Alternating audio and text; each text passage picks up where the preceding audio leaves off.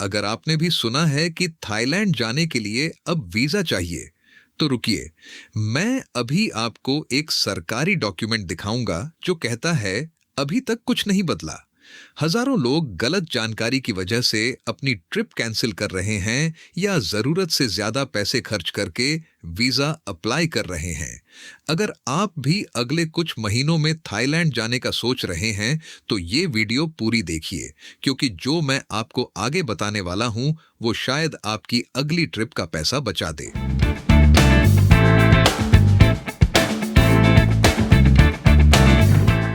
मेरी पिछली दो वीडियोस में मैंने आपको बताया था कि इंडियंस के लिए वीजा ऑन अराइवल वापस आ रहा है, लेकिन उसके बाद भी कहानी बदल चुकी है। और आज मैं आपको प्रूफ के साथ स्टेप बाय स्टेप दिखाऊंगा कि अभी असली स्थिति क्या है। जिन्हें पता नहीं, उनके लिए क्विक रिकैप। मई में थाईलैंड की कैबिनेट ने ये अप्रूव किया था कि 2024 से चल रही 60 दिन वाली वीजा फ्री स्कीम को खत्म कर दिया जाए। प्लान ये था कि ज्यादातर देशों को 30 दिन की एग्जेम्पशन मिले, कुछ को 15 दिन और एक छोटे से ग्रुप को वीजा ऑन अराइवल पर डाल दिया जाए। मेरी पिछली वीडियो में मैंने बताया था कि इंडिया को वीजा ऑन अराइवल वाले ग्रुप में डाला जा रहा है, अजरबैजान, बेलारूस और सर्बिया के साथ। उस वक्त जो जानकारी अवेलेबल थी उसके हिसाब से यही सही था। लेकिन ऐसी पॉलिसीज सिर्फ इसलिए लॉ नहीं बन जाती कि कैबिनेट ने अप्रूव कर दिया। इन्हें रॉयल गजेट में पब्लिश होना होता है, थाईलैंड का ऑफिशियल गवर्नमेंट जर्नल, और तभी जाकर एक काउंटडाउन शुरू होता है। मेरी पिछली वीडियो के बाद से जो एक्चुअली बदला है वो दो चीजें हैं। पहली बात, कंट्री लिस्ट फिर से रिवाइज हुई है।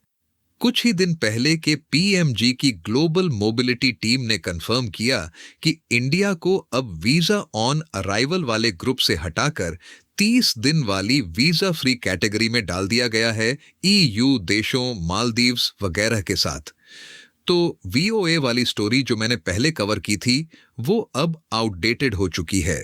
ट्रिप प्लान करने वालों के लिए ये अच्छी खबर है, लेकिन अभी भी ये फाइनल लॉ नहीं है।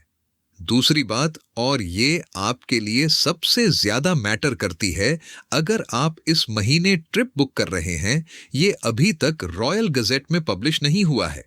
सबसे लेटेस्ट ऑफिशियल कॉन्फर्मेशन के हिसाब से करंट 60 दिन वाली वीजा फ्री स्टे अभी भी पूरी तरह लागू है।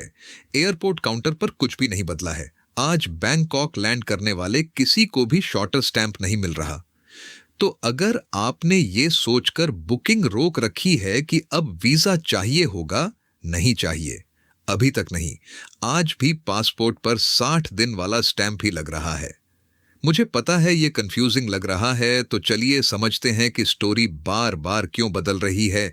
अभी थाईलैंड की वीजा पॉलिसी 3 स्टेजेस से गुजर रही है। स्टेज 1 कैबिनेट अप्रूवल, ये मई में हो चुका है। स्टेज 2 रॉयल गजेट में पब्लिकेशन, यही असली लीगल ट्रिगर है और ये अभी तक नहीं हुआ। स्टेज 3 नियम एक्चुअली लागू होते हैं पब्लिकेशन के ठीक 15 दिन बाद।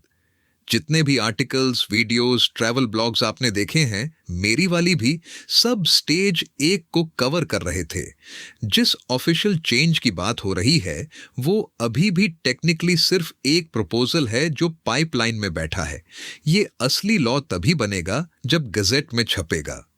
और एक बात जो ज्यादातर ट्रैवलर्स को पता नहीं होती, अगर आप नए नियम लागू होने से पहले थाईलैंड एंटर करते हैं तो आपको पूरी 60 दिन वाली स्टे मिलती है, चाहे आपकी ट्रिप के दौरान ही नियम क्यों ना बदल जाए। तो इस जानकारी के साथ आपको एक्चुअली क्या करना चाहिए? अगर आप अगले कुछ हफ्तों में थाईलैंड ट्रिप प्लान कर रहे हैं, बुक कर लीजिए। लगभग पक्का आपको 60 दिन वाला स्टैंप ही मिलेगा, क्योंकि अभी तक कोई इफेक्टिव डेट पब्लिश नहीं हुई है।